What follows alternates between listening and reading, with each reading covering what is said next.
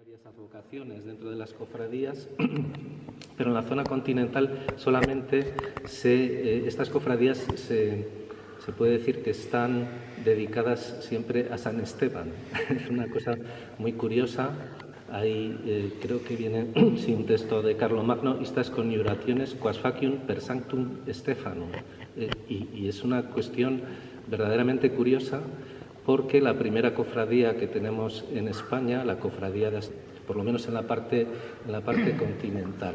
Es decir, se sigue teniendo ahora ya desde la época de Gregorio I y en esta época carolingia, de forma juramentada, se siguen llamando coniuraciones en muchos casos. Se sabe que se utilizan velas y distintos desarrollando lo que es el convivium, lo que es ese banquete, esos banquetes con gran cantidad de bebida alcohólica, que se realizan pues, para mantener lazos de fraternidad entre los distintos componentes de las cofradías. Entonces, bueno, sí que se puede decir que estas cofradías se organizan de una manera muy efectiva, una serie de sistemas de compensación para las personas que se ven afectadas por alguna eventualidad. Es decir, que hay una caja común de la cofradía con un fondo que se puede emplear en caso de que esa eventualidad pues, afecte a uno de los cofrades. A perseguir a los culpables y a exigirles esa compensación, lo que llamaban el vergel o el Ratchet-Cliff. Pero en el caso de que no consigan esa compensación de quienes han cometido ese delito, es la propia cofradía la que ayuda al cofrade en lo que pueda ser pues, una necesidad que en ese momento pues, le resulta imperiosa. Entonces, bueno, sí que hay una evolución en el sentido de que se desarrollan de una manera más clara lo que son estas colectividades, y en la zona continental se ven como una especie de intromisión en lo que es la justicia y la administración de los poderes públicos. En cambio, en la zona anglosajona pues se ven como un complemento.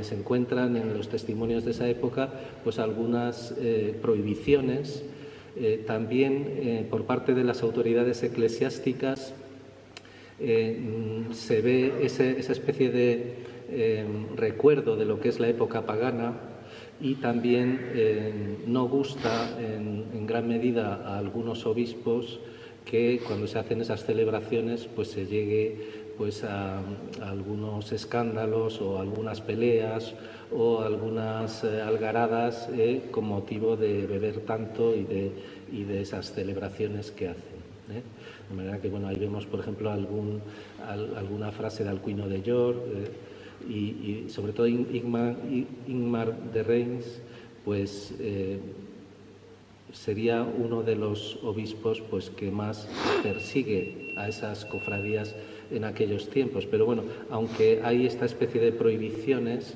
realmente no hay una persecución como para acabar con ellas. Es decir, que se vuelven a repetir en época de Carlomán, en otras épocas se vuelven a repetir esas prohibiciones, simplemente porque se ve de un modo como incorrecto el que haya esa especie de peleas al final de lo que son esas celebraciones, esos convivium que celebran en la época carolingia. Bueno, de los siglos XI al XV se crean colectividades de todo tipo. Sí que es una época en que se crece demográficamente, una época en la que las ciudades comienzan a organizarse, comienzan a crecer, en que parte de la población rural en momentos de crisis acude a esas ciudades. Y bueno, va a haber distintos tipos de cofradías. Va a haber, como decía nuestro presentador, pues unas cofradías que pueden ser penitenciales, otras cofradías pueden ser especializadas de clérigos, otras pueden ser de caballeros, pueden ser de distintos oficios o de distintas personas que pertenecen a distintas actividades. Eso no quiere decir que sean igual a las corporaciones de oficio. Es decir, que hay que diferenciar lo que son las cofradías de lo que son corporaciones de oficio, que a veces también se llaman cofradías. Las cofradías no tienen interés económico, es decir, que no se forma una colectividad para lo que es el desarrollo de un negocio, como puede ser una corporación de oficio. Las cofradías pueden ser de mercaderes, pero también pueden admitir a otra gente y siguen con esa idea de establecer una ayuda mutua entre ellos. Entonces sí que, en estos siglos va a haber pues una consolidación de las estructuras organizativas en los asuntos más importantes, donde se toman cuentas a los responsables de algunos gastos y donde se deciden a lo mejor pues los momentos de celebración o de lo que sería pues el banquete que tiene la cofradía. Y bueno, también hay una serie de oficiales. Los oficiales que existen en estos momentos toman el modelo o bien de lo que es la organización municipal o bien de la organización monástica. Por eso aparecen nombres como pueden ser regidores, jueces, alcaldes, y aparecen también nombres como abades, los abades de las cofradías. Se toman esos modelos, serían las personas que ejecutan pues, las decisiones que se toman en las juntas generales, en las asambleas generales. Y también hay una serie de subalternos. Hay lo que se llaman los andadores, los pregoneros, personas que avisan para las reuniones de los cofrades o que acuden a casa de un cofrade pues, para avisarle de que tiene que ayudar a otro, de manera que hay esas personas que hacen servicios al mandamiento de lo que son los regidores, los jueces o alcaldes de las cofradías. También dentro de estos subalternos pues estarían en las cofradías en que hay algunos hospitales o hay algunas entidades de limosna, pues hay una serie de personal que trabaja dentro de estos centros. Serían hospitaleros o serían pues mayordomos de los hospitales, es decir, que hay también una serie de personas subalternas dentro de lo que es la organización de la cofradía. Y bueno, hay una consolidación devocional en el sentido de que se expande lo que hay también celebraciones para todos los eventos, se preceden de una misa, lo que pueda ser la celebración del patrono, que suele ser la celebración principal. Y suele haber también pues, misas por los difuntos, misas cada 7 días, cada 30 días, cada año, de manera que se organizan también toda una serie de actividades litúrgicas fomentadas por las cofradías. Se consolidan mecanismos de ayuda mutua y de caridad. Los cofrades, en el caso de que algún cofrade pueden acudir en casos en que haya unos eventos extraordinarios, pues inmediatamente, en el caso de que haya un incendio, en el caso de que haya una inundación y se vea afectado un cofrade. También en el caso de que no pueda trabajar, pues pueden trabajar gratuitamente para ellos. Y también puede haber a estas personas que tienen cierta necesidad qué es lo que quieren que se haga por parte de la cofradía. De manera que bueno, las ayudas se puede decir que son ayudas que son para los propios cofrades, pero también se extiende lo que es esa ayuda, esa caridad, se extiende a otras personas, se extiende pues, a través de los hospitales o a través de las instituciones dependientes, pues se extiende a gentes necesitadas. Consolidación de atenciones en torno a la muerte. Hay toda una serie de acompañamientos en el momento en que la persona va a morir. Hay también una serie de recursos pues, para intentar traer a la persona fallecida, si es que ha fallecido en un lugar diferente al de la cofradía. Se acompaña al difunto hacia la iglesia con cirios. Hay toda una liturgia de lo que es la luminaria dentro de lo que es ese acompañamiento a los fallecidos. Hay una serie de la luz que ilumina las almas de los vivos y de los muertos. La luz tiene como cierto simbolismo que es muy entendido por estos cofrades de aquellos tiempos, y utilizan la luz pues para ir a los altares, para acompañar a los difuntos, para acompañar a los enfermos, y en todo lo que son esos trayectos, tanto de la casa del fallecido a la iglesia como de la iglesia al cementerio, van normalmente con luz, con ese cirio que bueno, nosotros aquí lo conocemos, que en algunos actos de las cofradías también se utiliza. Bueno, una consolidación de la caridad es un mecanismo para poder entablar una serie de relaciones con la gente. Se suele repartir el pan entre los propios cofrades, es decir, que aunque el pan lo aporta la cofradía, pues se suele, cada cofrade da el pan a otro de los cofrades, de manera que haya como una especie de simbolismo de lo que es la ayuda mutua, y se suele invitar a pobres, dependiendo de cofradías, pues hay distinta gradación en lo que es esa invitación a pobres. A veces se invita a tantos pobres como fallecidos. Ha habido en los 6 últimos años en la cofradía. En otras ocasiones se elige un número simbólico, se eligen 12 pobres.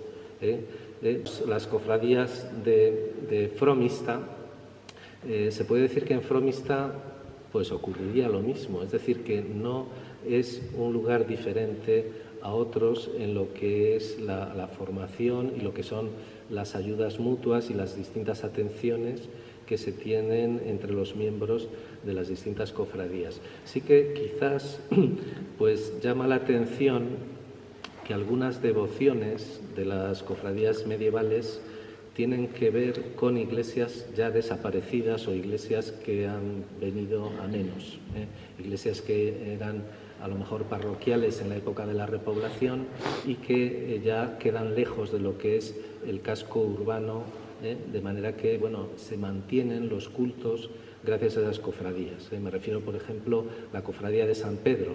La cofradía de San Pedro, pues ¿por qué la cofradía de San Pedro? No por San Pedro el Nuevo, el San Pedro que tenemos en la plaza, no, por el San Pedro el Viejo, un San Pedro que había cerca del cementerio.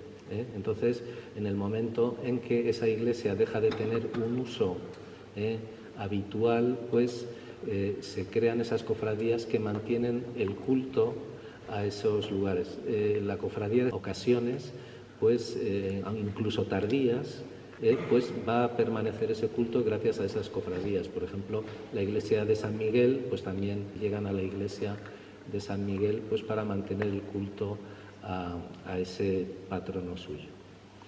Bueno, ahí vemos una serie que bueno, van a evolucionar también más adelante, y bueno, pues ahí tenemos una serie de actos religiosos, algo más. Ahí vemos pues la cofradía de San Sebastián, cofradía de San Miguel, cofradía de San Pedro, de San Roque, San Andrés, San Francisco. Sí es interesante en San Francisco, bueno, ahí en la Edad Media las órdenes mendicantes favorecen lo que es la formación de cofradías. Es decir, que tanto los dominicos como los franciscanos pues van a ser importantes en el desarrollo de cofradías y en el desarrollo de ciertas devociones a santos de su propia orden. Aquí vemos una serie de celebraciones, por ejemplo, en la cofradía de San Francisco se hacían una serie de misas por los cofrades en unas fechas señaladas, como era San Francisco, para poder hacer el monasterio de los franciscanos en Asís, y el día de San Luis Obispo, que es otro franciscano. Es decir, que se hacen toda una serie de actos. Hay que pensar que también tienen lo que hemos comentado antes, toda una serie de mecanismos de ayuda entre ellos, pero van a desarrollar toda una serie de devociones, toda una serie de liturgias. La Cofradía de los Palmeros y otras cofradías tenían hospital. Veremos ahora alguna. La Cofradía de la Cruz, que se piensa que puede ser ya del siglo XV, pues Santiago Francia por lo menos piensa que pueda ser de esa época y posiblemente encontró algún documento en que se decía que había capilla y palacio en Santa Cruz. Bueno, palacio no hay que entender palacio como que fuera una especie de casa señorial, ¿no? Un palacio era un terreno cercado donde había pues distintas dependencias de graneros, de distintas dependencias para una explotación y había una explotación dentro de lo que era ese cercado. Eso era un palacio.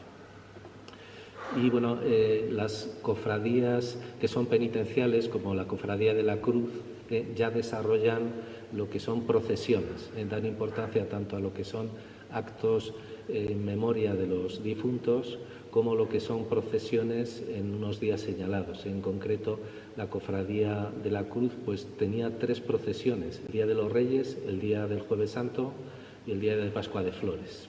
Es decir, que ya empiezan a desarrollarse las procesiones. Luego había otras cofradías de las que el Hospital de San Martín, pero no se sabe nada más. Cofradía de San Bartolomé. La Magdalena, Santiago Francia piensa que había cofradía, pero posiblemente era solo una iglesia antigua que llegó en el siglo XIII a ser donada a Tello Tellé de Meneses, el obispo de Palencia. Cofradía de Santiago, Cofradía de Clérigos. De estas 2 últimas sí que vamos a hablar un poco más porque son cofradías de las que se conoce algo más. La Cofradía de Clérigos es una de esas cofradías especializadas, de la misma manera que hay cofradías elitistas, cofradías de caballeros, cofradías de señores, pues hay cofradías de ciertos colectivos que quieren defender sus intereses. Se organizan en colectividad pues para poder defender sus intereses, en este caso los clérigos, para poder, en cierto modo, salvar pues algunas decisiones de la jerarquía eclesiástica. Por ejemplo, decisiones de atribución de algún beneficio eclesiástico o de decisiones pues que se tomen desde las jerarquías pues para que algunas raciones pertenecientes, algunas propiedades pertenecientes a algunas parroquias que pasen a clérigos que son externos a la localidad. Y también se organizan las cofradías de clérigos para un poco organizarse en lo que son las celebraciones de fiestas y organizarse en lo que son las obligaciones que tienen de aniversarios y de misas. Es decir, que se organizan de modo que puedan cubrir todos esos servicios que han sido pues pedidos normalmente por mandas testamentarias. Aquí vemos, por ejemplo, lo que es una donación de una señora de Fromista, una tal Inés, que dona una serie de propiedades para que pues se cumplan pues una serie de aniversarios por ella y por su hijo. De manera que, bueno, esto lleva otra donación del fundador del Hospital de Santiago a la Cofradía de Clérigos, también pues con cargo a que le hagan toda una serie de rezos o de aniversarios. Entonces, bueno, se puede decir que había tal cantidad de donaciones a esta cofradía que se puede decir que tenían un patrimonio importante. No sabemos exactamente cuánto tenían, pero sí que tenemos referencias ya del siglo XVIII de que hasta esa época no diezmaban, es decir, que todo lo que eran esas propiedades se dividían en 12 raciones, 12 partes que se distribuían a distintos clérigos que de esa manera pues satisfacían lo que eran pues las obligaciones espirituales a que se habían comprometido. Y bueno, se sabe pues ya en época moderna que ya se empieza a diezmar, que tenían un libro de apeo, un libro en que constaban todas las propiedades de esa cofradía, y ese libro de apeo se sabe que, bueno, hay que pensar que tendrían cientos y cientos de tierras, viñas y propiedades que eran la base para lo que era, se puede decir, el desarrollo de... Interesante que tuvieran sello de pan, sello para el pan, Es decir, la Cofradía de la Cruz es esa cofradía penitencial que tiene esas... Graban en la comunidad, se hacía un pan para los nuevos cofrades, pero es posible también que esos panes se utilizasen en lo que eran los banquetes. Es decir, que en los banquetes, de la misma manera que hemos comentado antes, que se distribuían entre los propios cofrades el pan, es posible que este pan se distribuyese entre ellos de manera que hubiera esa especie de solidaridad institucionalizada. Bueno, la cofradía hay varias advocaciones dentro de las cofradías, pero en la zona continental solamente estas cofradías se puede decir que están dedicadas siempre a San Esteban. Es una cosa muy curiosa. Ahí creo que viene un texto de Carlomagno, estas coniuraciones quas faciunt per sanctum Stephanum. Y es una cuestión verdaderamente curiosa, porque la primera cofradía que tenemos en España, la cofradía de, por lo menos en la parte continental. Es decir, se sigue teniendo ahora ya desde la época de Gregorio I y en esta época carolingia, forma juramentada, se siguen llamando conjuraciones en muchos casos. Se sabe que se utilizan velas y distintos desarrollando lo que es el convivium, lo que es ese banquete. Esos banquetes con gran cantidad de bebida alcohólica que se realizan pues para mantener lazos de fraternidad entre los distintos componentes de las cofradías. Entonces, bueno, sí que se puede decir que estas cofradías se organizan de una manera muy efectiva, una serie de sistemas de compensación para las personas que se ven afectadas por alguna eventualidad. Es decir, que hay una caja común de la cofradía con un fondo que se puede emplear en caso de que esa eventualidad pues, afecte a uno de los cofrades. A perseguir a los culpables y a exigirles esa compensación, lo que llamaban el vergel o el Ratchet-Cliff. Pero en el caso de que no consigan esa compensación de quienes han cometido ese delito, es la propia cofradía la que ayuda al cofrade en lo que pueda ser pues, una necesidad que en ese momento pues, le resulta imperiosa. Entonces, bueno, sí que hay una evolución en el sentido de que se desarrollan de una manera más clara lo que son estas colectividades. Y en la zona continental se ven como una especie de intromisión en lo que es la justicia y la administración de los poderes públicos. En cambio, en la zona anglosajona pues se ven como un complemento. Se encuentran en los testimonios de esa época pues algunas prohibiciones, también por parte de las autoridades eclesiásticas se ve esa especie de recuerdo de lo que es la época pagana y también no gusta en gran medida a algunos obispos que cuando se hacen esas celebraciones pues se llegue pues a algunos escándalos o algunas peleas o algunas algaradas con motivo de beber tanto y de esas celebraciones que hacen. De manera que bueno, ahí vemos por ejemplo alguna frase de Alcuino de York y sobre todo Ingmar de Reims pues sería uno de los obispos pues, que más persigue a esas cofradías en aquellos tiempos. Pero bueno, aunque hay esta especie de prohibiciones,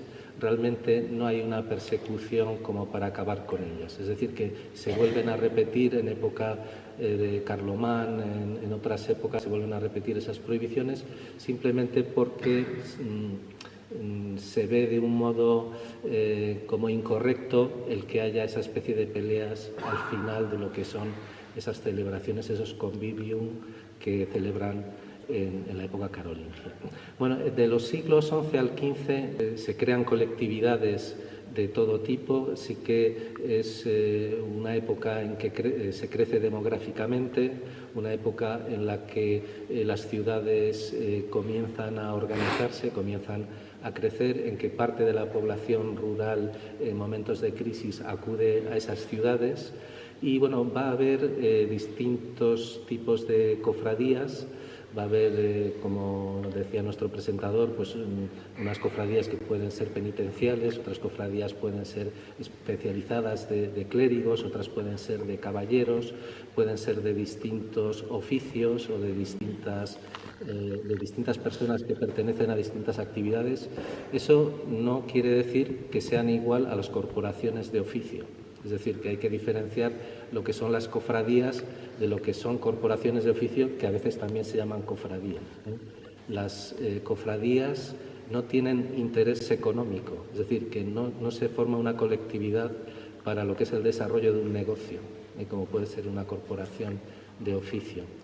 Las cofradías pueden ser de mercaderes, pero también pueden admitir a otra gente y siguen con esa idea de establecer una ayuda mutua entre ellos. Entonces sí que en estos siglos va a haber pues una consolidación de las estructuras organizativas en los asuntos más importantes, donde se toman cuentas a los responsables de algunos gastos y donde se deciden a lo mejor pues los momentos de celebración o de lo que sería pues el banquete que tiene la cofradía. Y bueno, también hay una serie de oficiales. Los oficiales que existen en estos momentos toman el modelo o bien de lo que es la organización municipal o bien de la organización monástica. Por eso aparecen nombres como pueden ser regidores, jueces, alcaldes, y aparecen también nombres como abades, los abades de las cofradías. Se toman esos modelos, serían las personas que ejecutan pues, las decisiones que se toman en las juntas generales, en las asambleas generales. Y también hay una serie de subalternos. Hay lo que se llaman los andadores, los pregoneros, personas que avisan para las reuniones de los cofrades o que acuden a casa de un cofrade pues, para avisarle de que tiene que ayudar a otro, de manera que hay esas personas que hacen servicios al mandamiento de lo que son los regidores, los jueces o alcaldes de las cofradías. También dentro de estos subalternos pues estarían en las cofradías en que hay algunos hospitales o hay algunas entidades de limosna, pues hay una serie de personal que trabaja dentro de estos centros. Serían hospitaleros o serían pues mayordomos de los hospitales, es decir, que hay también una serie de personas subalternas dentro de lo que es la organización de la cofradía. Y bueno, hay una consolidación devocional en el sentido de que se expande lo que hay también celebraciones para todos los eventos, se preceden de una misa, lo que pueda ser la celebración del patrono, que suele ser la celebración principal. Y suele haber también pues, misas por los difuntos, misas cada 7 días, cada 30 días, cada año, de manera que se organizan también toda una serie de actividades litúrgicas fomentadas por las cofradías. Se consolidan mecanismos de ayuda mutua y de caridad. Los cofrades, en el caso de que algún cofrade pueden acudir en casos en que haya unos eventos extraordinarios, pues inmediatamente, en el caso de que haya un incendio, en el caso de que haya una inundación y se vea afectado un cofrade. También en el caso de que no pueda trabajar, pues pueden trabajar gratuitamente para ellos. Y también puede haber a estas personas que tienen cierta necesidad, qué es lo que quieren que se haga por parte de la cofradía. De manera que las ayudas se puede decir que son ayudas que son para los propios cofrades, pero también se extiende lo que es esa ayuda, esa caridad, se extiende a otras personas, se extiende pues, a través de los hospitales o a través de las instituciones dependientes, pues se extiende a gentes necesitadas. consolidación de atenciones en torno a la muerte. Hay toda una serie de acompañamientos en el momento en que la persona va a morir. Hay también una serie de recursos pues, para intentar traer a la persona fallecida, si es que ha fallecido en un lugar diferente al de la cofradía. Se acompaña al difunto hacia la iglesia con cirios. Hay toda una liturgia de lo que es la luminaria dentro de lo que es ese acompañamiento a los fallecidos. Hay una serie de la luz que ilumina las almas de los vivos y de los muertos. La luz tiene como cierto simbolismo que es muy entendido por estos cofrades de aquellos tiempos, y utilizan la luz pues para ir a los altares, para acompañar a los difuntos, para acompañar a los enfermos, y en todo lo que son esos trayectos tanto de la casa del fallecido a la iglesia como de la iglesia al cementerio van normalmente con luz, con ese cirio que bueno, nosotros aquí lo conocemos, que en algunos actos de las cofradías también se utiliza.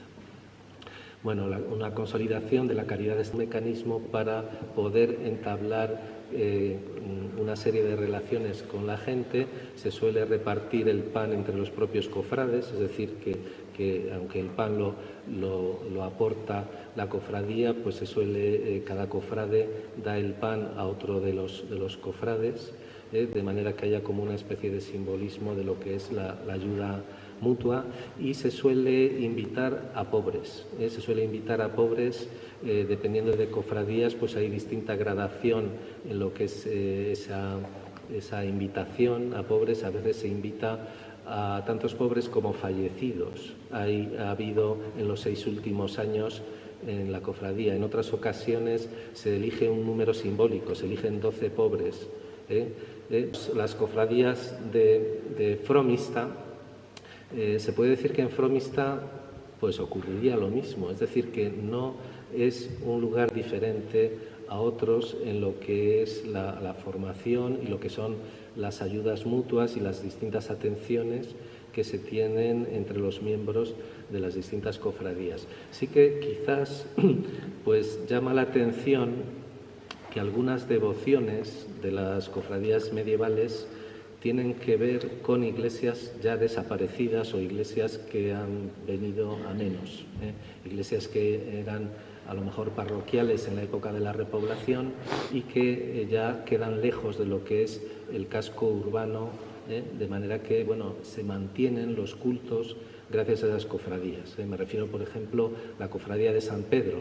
La cofradía de San Pedro, pues ¿por qué la cofradía de San Pedro? No por San Pedro el Nuevo, el San Pedro que tenemos en la plaza, no, por el San Pedro el Viejo, un San Pedro que había cerca del cementerio. Entonces, en el momento en que esa iglesia deja de tener un uso habitual, pues se crean esas cofradías que mantienen el culto a esos lugares. La cofradía de ocasiones, pues incluso tardías, pues va a permanecer ese culto gracias a esas cofradías. Por ejemplo, la iglesia de San Miguel, pues también llegan a la iglesia de San Miguel pues para mantener el culto a ese patrono suyo. Bueno, ahí vemos una serie que bueno, van a evolucionar también más adelante, y bueno, pues ahí tenemos una serie de actos religiosos, algo más. Ahí vemos pues la cofradía de San Sebastián, cofradía de San Miguel, cofradía de San Pedro, de San Roque, San Andrés, San Francisco. Sí es interesante en San Francisco, bueno, ahí en la Edad Media las órdenes mendicantes favorecen lo que es la formación de cofradías. Es decir, que tanto los dominicos como los franciscanos pues van a ser importantes en el desarrollo de cofradías y en el desarrollo de ciertas devociones a santos de su propia orden. Aquí vemos una serie de celebraciones, por ejemplo, en la cofradía de San Francisco se hacían una serie de misas por los cofrades en unas fechas señaladas, como era San Francisco, para poder hacer el monasterio de los franciscanos en Asís. Y el día de San Luis Obispo, que es otro franciscano. Es decir, que se hacen toda una serie de actos. Hay que pensar que también tienen lo que hemos comentado antes, toda una serie de mecanismos de ayuda entre ellos, pero van a desarrollar toda una serie de devociones, toda una serie de liturgias. Cofradía de los Palmeros y otras cofradías tenían hospital. Veremos ahora alguna. La Cofradía de la Cruz, que se piensa que puede ser ya del siglo XV, pues Santiago Francia por lo menos piensa que pueda ser de esa época y posiblemente encontró algún documento en que se decía que había capilla y palacio en Santa Cruz. Bueno, palacio no hay que entender palacio como que fuera una especie de casa señorial, ¿no? Un palacio era un terreno cercado donde había pues distintas dependencias de graneros, de distintas dependencias para una explotación y había una explotación dentro de lo que era ese cercado. Eso era un palacio. Y bueno, las cofradías que son penitenciales, como la Cofradía de la Cruz, ya desarrollan lo que son procesiones, dan importancia tanto a lo que son actos en memoria de los difuntos como lo que son procesiones en unos días señalados. En concreto, la Cofradía de la Cruz pues tenía 3 procesiones: el Día de los Reyes, el Día del Jueves Santo y el Día de Pascua de Flores. Es decir, que ya empiezan a desarrollarse las procesiones. Luego había otras cofradías de las que es el Hospital de San Martín, pero no se sabe nada más. Cofradía de San Bartolomé. La Magdalena, Santiago Francia piensa que había cofradía, pero posiblemente era solo una iglesia antigua que llegó en el siglo XIII a ser donada a Tello Tellez de Meneses, el obispo de Palencia.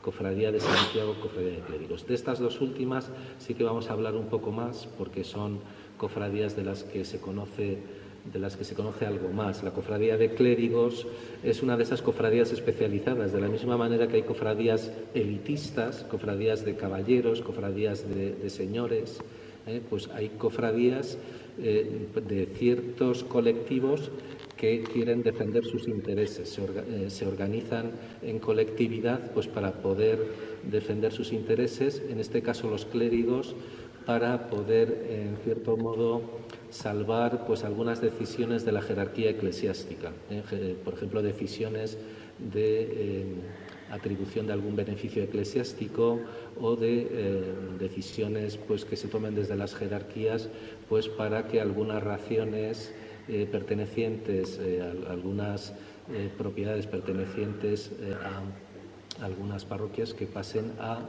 clérigos que son externos a la localidad. Y también se organizan las cofradías de clérigos para un poco organizarse en lo que son las celebraciones de fiestas y organizarse en lo que son las obligaciones que tienen de aniversarios y de misas.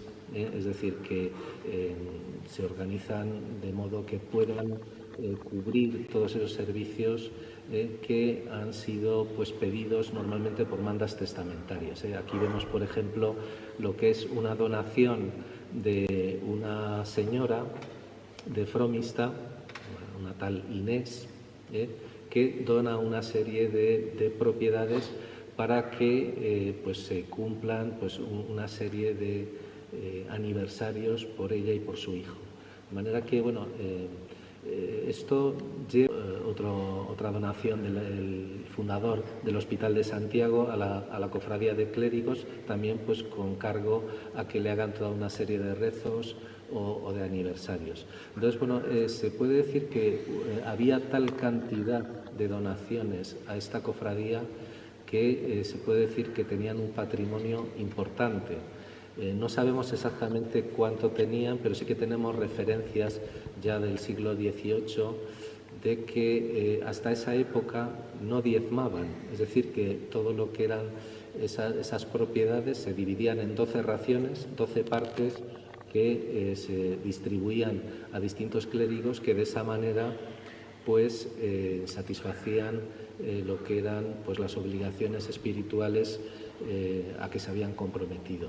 Y bueno, se sabe pues ya en época moderna que ya se empieza a diezmar, que tenían un libro de apeo, un libro en que constaban todas las propiedades de esa cofradía, y ese libro de apeo se sabe que, bueno, hay que pensar que tendrían cientos y cientos de tierras, viñas y propiedades que eran la base para lo que era, se puede decir, el desarrollo de... Interesante que tuvieran sello de pan, sello para el pan, es decir, la cofradía de la Cruz es esa cofradía penitencial que tiene esas... Graban en la comunidad, se hacía un pan para los nuevos cofrades, pero es posible también que esos panes se utilizasen en lo que eran los banquetes, es decir, que en los banquetes, de la misma manera que hemos comentado antes que se distribuían entre los propios cofrades el pan, es posible que este pan se distribuyese entre ellos de manera que hubiera esa especie de solidaridad institucionalizada. A lo largo del tiempo, ¿quién era ese patrono?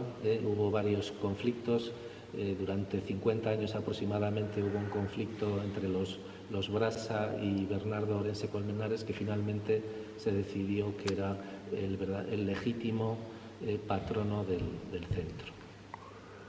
Bueno, iba a hablar de la Hermandad de Fromista, pero esto creo que lo dejamos para otro momento, porque voy ya muy apurado. Pero sí que quiero que se sepa, se crean cierta organización y se establecen algo así como milicias vecinales para lo que es la salvaguarda de lo que es lamentos en minoría de edad de los reyes, en que hay distintos problemas en España, pues se crean unas cofradías, primero cofradías vecinales, pero luego también va a haber dos cuestiones que paso a comentar como muy de pasada. Una cuestión es que se funden algunas cofradías. Ya desde el sínodo de 1545 se dice que algunas cofradías pues tienen una situación muy mala, están muy poco cuidadas o tienen pocos medios para poder atender a sus necesidades. Entonces se pide que una fusión de varias cofradías con la de Santiago. Esa fusión pues va a dar lugar a una macrocofradía, y todas las obligaciones que tenían en esas cofradías pequeñas pues las van a seguir aplicando con los medios que tiene esa cofradía más grande. Y bueno, se crean otras cofradías parroquial de San Pedro, pues se copian varias bulas de Paulo III, pero bueno, es un documento que hizo Alejandro Farnesio. Alejandro Farnesio, el cardenal Farnesio, dio los mismos privilegios que tenía la cofradía de la Minerva en Roma, a una cofradía que se crea del Santísimo Cuerpo de Cristo en Santa María del Castillo, en esta iglesia. Se crean ese tipo de cofradías para atender el sacramento de la Eucaristía. Es decir, se dieron cuenta hacia 1539 que algunas iglesias estaban descuidadas, que no iluminaban suficientemente el tabernáculo, que no iban con palio a lo que eran los viáticos para los enfermos, pues tengan lo suficiente para poder, se puede decir, que acompañar de una manera decorosa al sacramento de la Eucaristía. Otra cofradía que se crea es la del Rosario, en 1577 por Sisto Fabri. Sisto Fabri era un general de los dominicos, y bueno, pues el rezo del Rosario es un rezo que no era en principio, no se desarrollaba por las poblaciones, era un rezo solamente de los dominicos, pero a través de distintas cofradías se extiende este rezo y se dan ciertas indulgencias a quienes formen parte de ellas. Bueno, aquí sí que quiero llamar la atención sobre la foto de San Pedro, en lo que era donde está ahora, donde sabemos que está la capilla de Santiago. En un lateral había un retablo de San Antonio de Padua. Es posible que la cofradía de San Francisco estuviera junto a la capilla de Santiago, en la iglesia de San Pedro. Bueno, otra, finalmente, no digo más porque si no Carmen se enfada. La cofradía de Santa Antonia y Santa Eutropia. Esta es una cofradía de la que curiosamente tenemos pues algunas imágenes todavía. Estaba dentro del monasterio de Santa María de la Misericordia. En el monasterio de Santa María de la Misericordia, el monasterio de los benedictinos, que se creó una cofradía porque se trajeron 2 cabezas de las 11.000 vírgenes, 2 cabezas de Santa Antonia y Santa Eutropia. Entonces, bueno, se sabe que en la capilla de la epístola de la iglesia de Santa María de la Misericordia había un retablo de Berruguete, posiblemente de Alonso Berruguete, al menos eso decía Jovellanos, y en la parte central del retablo había una pintura y una inscripción en que se decía que esas cabezas procedían de Colonia, de Alemania, y que se las había entregado Felipe II al mariscal Benavides, y ese mariscal Benavides las entregó al monasterio de la Misericordia, de manera que se crea un culto y se crean toda una serie de condiciones para conseguir también indulgencias por parte de los cofrades. Una curiosa condición es que atendiesen hospedaje a peregrinos, es decir, que los que hospedaban a peregrinos en su casa pues podían conseguir también más indulgencias, aparte de si asistían a una serie de festividades de las 11.000 vírgenes y otras festividades que había a lo largo del año. Entonces, bueno, sí se ve que sigue habiendo toda una serie de cofradías que han ido evolucionando, pero que continúan y continuarán más adelante, como vamos a ver ahora con Carmen.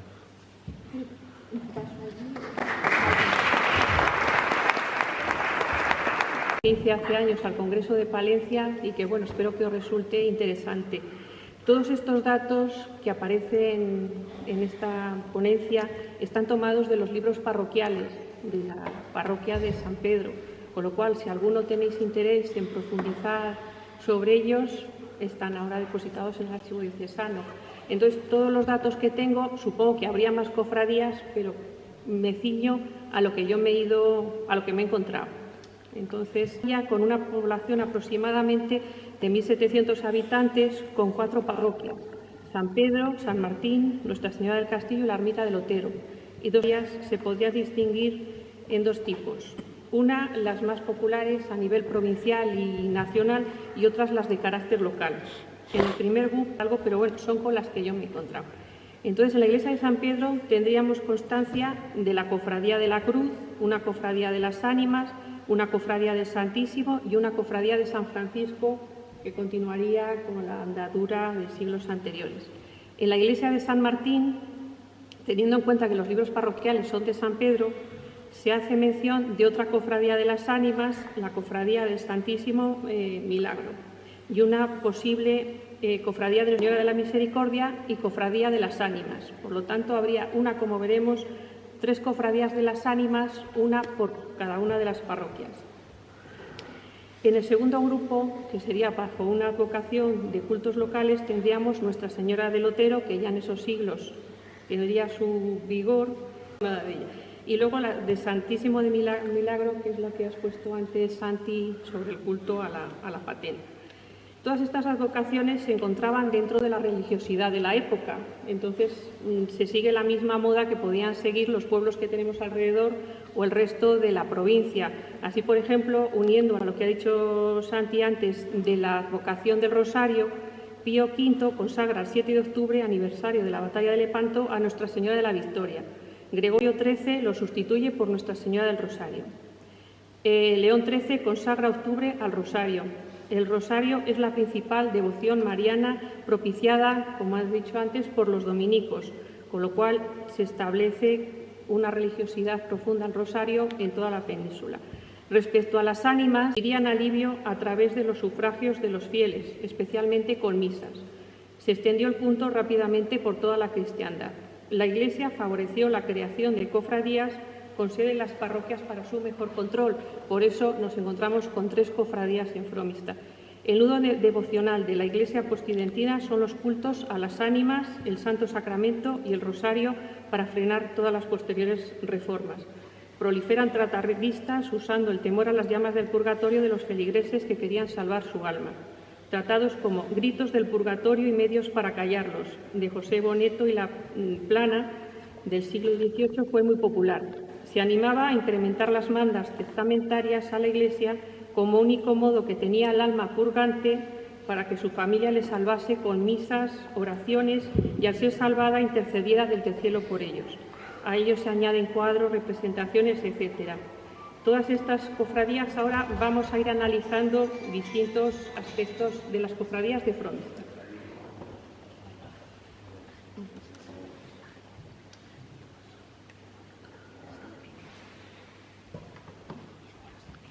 Vale.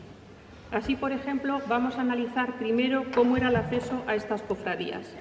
El acceso no era restringido. Cualquier vecino de cualquier estado y condición podía ser cofrade abonando la cuota de entrada correspondiente. Así, en 2 años, el día de Nuestra Señora de los Ángeles. En la del Otero, la cuota establecida eran 2 corderas. Una se entregaba en San Pedro el año de entrada y la otra en San Pedro siguiente. En el resto, el pago se hacía en metálico. Su cuantía variaba según la entidad de la hermandad correspondiente y según los sexos. Así, en la cofradía de Nuestra Señora de la Misericordia, en el siglo XVII, un cofrade efectuaba 3 pagos de 4 reales cada uno. Si entraba una mujer, la cantidad de 5 reales, y se trataba de una mujer sola, 2 reales. O sea, si entraban marido y mujer, 5 reales, y si era una mujer sola, 2 reales. En esta cofradía y la del Otero se necesitaba un fiador que avalase a los candidatos.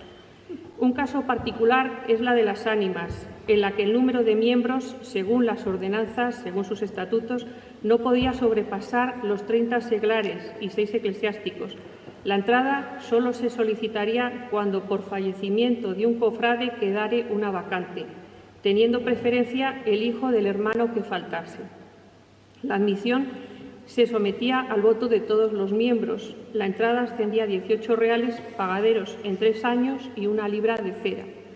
En 1737 se acuerda el acceso de cualquier persona que solicite su ingreso, exigiéndose 10 ducados de entrada de tipo espiritual. Muchas personas acuden a ellas con el fin de asegurarse un entierro digno y una serie de sufragios por el eterno descanso de su alma. Algunas pedían incluso su entrada en las últimas voluntades. En el capítulo 36 de la regla de San Francisco se establece que si alguna persona al tiempo de su muerte se encomendare a la cofradía y pidiere ser recibido por cofrada, que la cofradía lo entierren, se reciba y sus herederos paguen la entrada y se haga con él como con los demás cofrados y le sepulten con su paño y cera y le digan una misa. En caso de fallecimiento, los cofrades, como ha dicho antes Santi, debían acudir con su cera a casa del difunto y acompañarle hasta darle sepultura, estando obligados a rezarle cada uno 5 Padre Nuestros y 5 Ave Marías. El incumplimiento de esta norma estaba sancionado con un carterón de cera. En la cofradía de las ánimas debían velar al difunto de 2 en 2 los cofrades más cercanos a la casa de aquel, siendo avisados por un llamador, estando sancionada su ausencia. La de la Misericordia pagaba veladores para que hicieran este trabajo en caso de fallecimiento de un cofrade o de un pobre de solemnidad. Por lo que se refiere al entierro, la de San Francisco establece que lo costeará a los cofrades sin medios económicos, ofreciéndoles además una misa rezada. Al resto, después de darles sepultura, se les dirá una misa cantada. En la de las ánimas, los hermanos llevan al difunto a hombros hasta la iglesia y el primer domingo después del fallecimiento le deben rezar una misa cantada con diáconos y responsos. Las mujeres de los cofrades también deberán ser acompañadas el día del entierro. Otras gracias de tipo espiritual para los cofrades eran las distintas indulgencias que solicitaban al Papa para obtener jubileo pleno y remisión de sus culpas.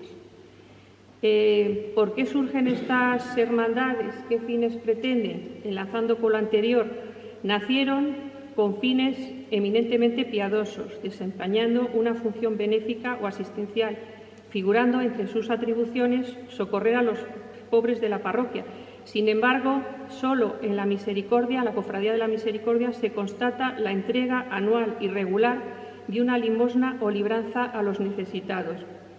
En el resto de hermandades, el gasto en este concepto aparece de forma esporádica y era de escasa incidencia, aunque para socorrerlos según sus necesidades y los medios de la cofradía, cuidando los jueces de nombrar personas caritativas. Otra de las misiones era el mantenimiento y difusión del culto al que estaban vinculadas. Así, la Cofradía del Otero celebraba la fiesta de San Lorenzo, la Cofradía de la Minerva, la fiesta de la Minerva y la de la Octava. La Cofradía de San Francisco celebraba Santa Lucía y San Francisco.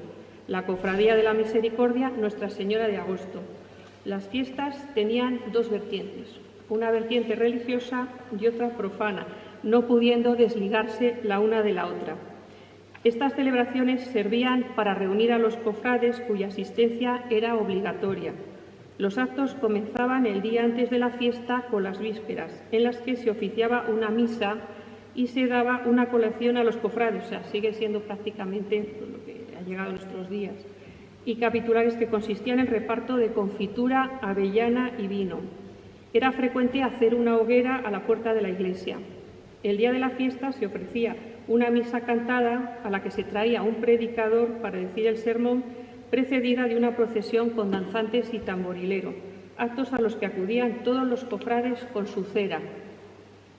Posteriormente tenía lugar un refresco para todos los cofrades y una comida para los oficiales. Estas celebraciones durante el siglo XVIII, como veremos posteriormente, fueron atacadas y muy criticadas por su carácter festivo y los gastos que conllevaban. Respecto a cómo se organizaban, era muy similar su organización en todas las cofradías. El gobierno lo desempeñaba un abad, que en algunos casos era eclesiástico, y dos jueces, uno antiguo y otro moderno, que eran los responsables de la buena marcha de la hermandad, así como de imponer penas y multas. Estos nombraban anualmente al mayordomo, encargado de las finanzas, de la hacienda y de la contabilidad de los bienes de la cofradía. Proporcionaba la cera. En la Cofradía de San Francisco existía una persona encargada de este trabajo, el cerero. Se constata la presencia de limosneros, cuya misión consistía tanto en repartir la limosna entre los necesitados como en recaudar esas limosnas. Ocasionalmente se nombraban tasadores encargados de evaluar las propiedades de las cofradías. Todos los cargos eran de periodicidad anual, teniendo lugar su elección y nombramiento el día de la festividad. Sus funciones estaban establecidas en las distintas ordenanzas. ¿Cómo se financiaban y con qué ingresos contaban? Para el sostenimiento de la cofradía y el desempeño de sus funciones asistenciales y religiosas, contaban con unos medios económicos reflejados en sus leyes. Son del todo fiables porque no siempre anotaban los movimientos monetarios correctamente. Podían cometerse pequeños fraudes, muchos de ellos resaltados en las distintas visitas episcopales. Fuente importante de ingresos era la posesión de heredades. Todas las cofradías eran propietarias de viñas y, según su entidad económica, poseían de una, caso de la Virgen del Otero, hasta un número considerable. Otros bienes raíces consistían en tierras dedicadas a la producción de trigo. Las cofradías más fuertes, lógicamente, diferenciaban en su contabilidad el cargo y la data de maravedís del de trigo. La de San Francisco, durante algunos años, anotaba también el cargo de cebada, siendo la única donde se constata su cultivo. Las cofradías podían llevar directamente sus propiedades o arrendarlas. Respecto a la política de arriendo, se refleja en las ordenanzas de la Cofradía de San Francisco, donde se especifica el modo en que deben realizarse estos arrendamientos. Se prohíbe hacerlo a forasteros por ningún precio. Si un cofrade quisiera arrendarlas a una persona determinada por menos valor que la renta estipulada, aquel tendría que capítulo se señalaba que el arrendamiento se haría por 6 años, comprometiéndose el arrendatario a pagar su cuota anual aunque no obtuviera frutos. Si alguno de sus cofrades que quisiera hacerlo, esa labranza pagándole los que los tasadores estipulasen. Los jueces vigilarían la labor realizada, tenían que cumplir con los requisitos impuestos por la cofradía. Era obligación de estas hermandades realizar apeos periódicos para deslindar la cofradía de San Francisco y otro por la de las Ánimas. Cuando las heredades eran labradas directamente por la propia cofradía, los ingresos los obtenían, en el caso de las viñas, a través de la venta de la uva, vino y leña, manojos de sarmiento, y en el caso de otras tierras con la venta de la cosecha y a veces de la paja. Algunas de estas cofradías, como la del Otero y la del Rosario, eran propietarias de ganado lanar, vendían queso, lana, leche, pellejo, borras, ovejas, corderos y lechazos. En el Otero aparece diferenciada en su contabilidad el cargo de ganado, lo que evidencia que era una importante fuente de ingresos.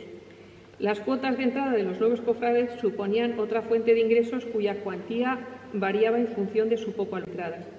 Los ingresos podían también proceder de censos, limosnas, parece que eran escasas, la venta de cera, tanto cera vieja como cera nueva, el alquiler de libreas, que aparece en el Rosario y la Minerva, que compartían la propiedad de estas libreas, muy solicitadas para la celebración de fiestas en otras hermandades locales y de otros pueblos de la provincia, reportando rentas hasta su venta posterior. La Cofradía de la Misericordia alquilaba su paño para el entierro de las personas que lo solicitaban.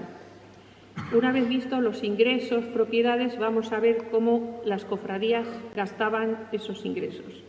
Se distribuían de la siguiente manera. Anualmente se destinaban partidas de dinero para las labores propias del cultivo de las viñas. Así aparecen términos como alzar, cavar, hacer ollas, podar y vinar. La Cofradía de la Misericordia pagaba a un pregonero para que anunciara el precio del vino, a un corero que iba con los jueces a pedir limosna en mosto y vino y durante algunos años a un guarda que vigilaba las viñas. En la cofradía se presenta una tipología más variada de gastos al ser propietaria exclusivamente de viñas. Otra partida se destinaba a las labores de las tierras, compras de simiente, siembra, hacer el verano, segar, veldar, medir, aitar las eras, que consistía en poner mojones en las eras nuevas para delimitarlas. Las hermandades que tenían ganado compraban algún animal y pagaban el esquileo. Incluso la antes mencionada Cofradía del Rosario pagaba a un guarda que se encargaba de vigilar a los animales. Otra partida de gastos era para celebrar los aniversarios anuales, que no es relacionados con la función asistencial son de escasa incidencia. Solo 2 cofradías los anotan con regularidad, San Francisco y la Misericordia. Así tenemos gastos que para limosnas a los pobres, etcétera, y a veladores para que acompañasen a pobres y cofrades enfermos. La de San Francisco es la única que hace un pago anual a un maestro de primeras letras para que imparta clases a 4 huérfanos pobres de la parroquia.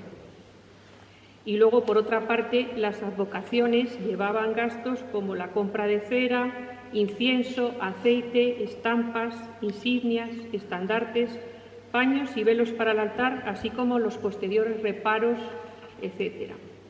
Destinan una considerable partida, casi la principal, para la celebración de fiestas y vísperas.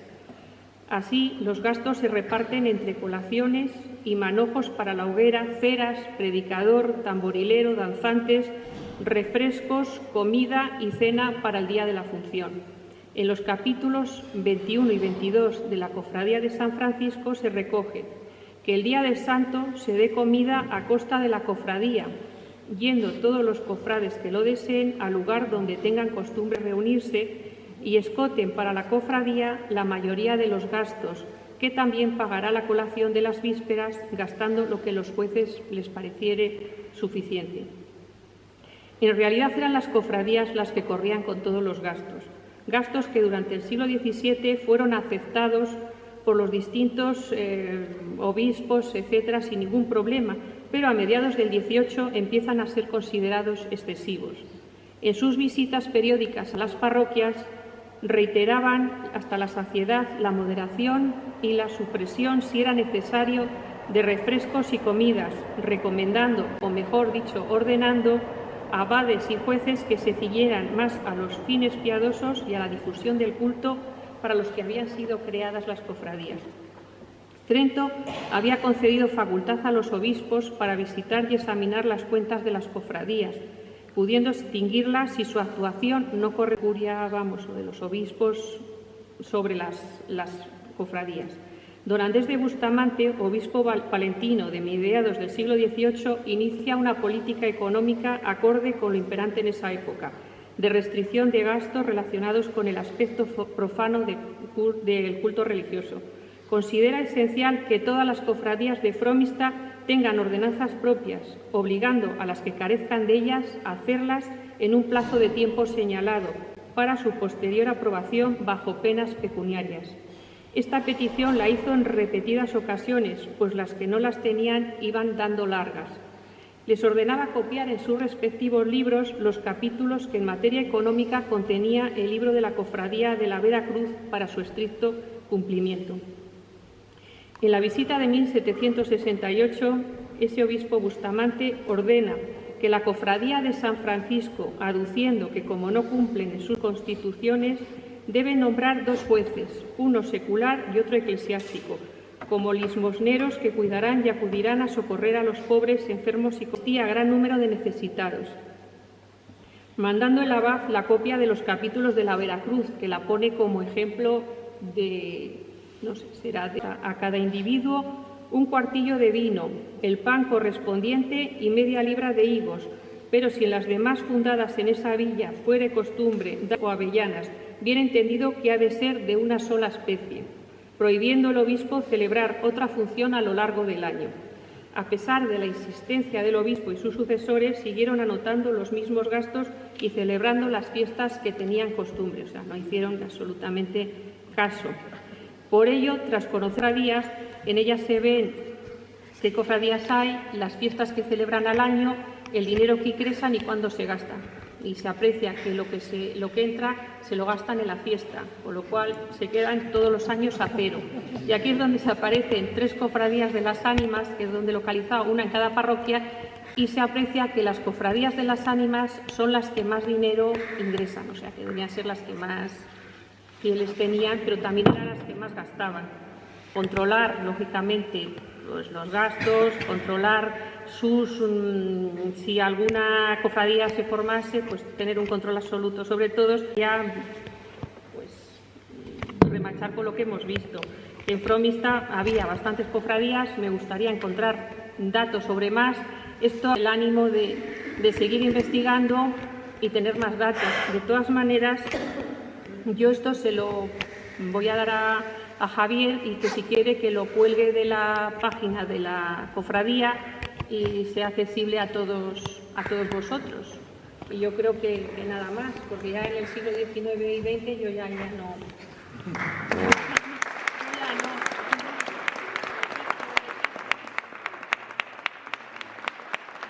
¿Alguna pregunta? Yo creo que tenemos que dar las gracias a Santiago, ¿no? En primer lugar, toda esa perspectiva histórica que nos ha dado y caer en la cuenta de que al final nosotros somos seres sociables, que tenemos que estar relacionados y comunicados los unos para con los otros. Él nos ha indicado desde la época pagana, ¿no? Como incluso la corona, apretaba un poco ahí el tornillo y decía, oye, ¿qué pasa? ¿Que gastáis todo aquí en esta mesa?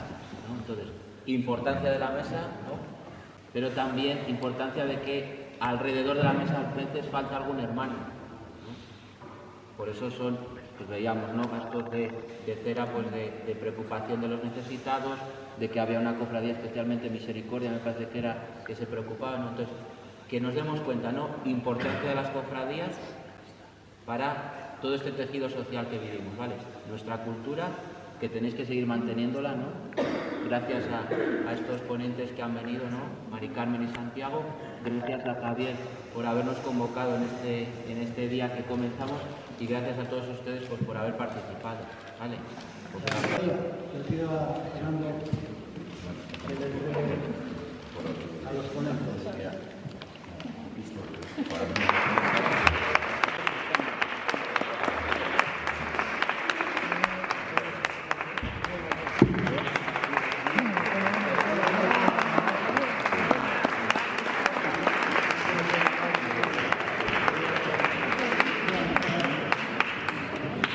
Si las cofradías hacen cultura y empiezan a cuidar los pueblos, pero no tenemos pueblos. Claro, no, sí. Era una labor muy importante de las. Si al final la gente lo único que quería era divertirse y pasar el rato. Estaban los días de fiesta, Lo que pasa es que luego se empieza todo a regular, a queremos todos controlar.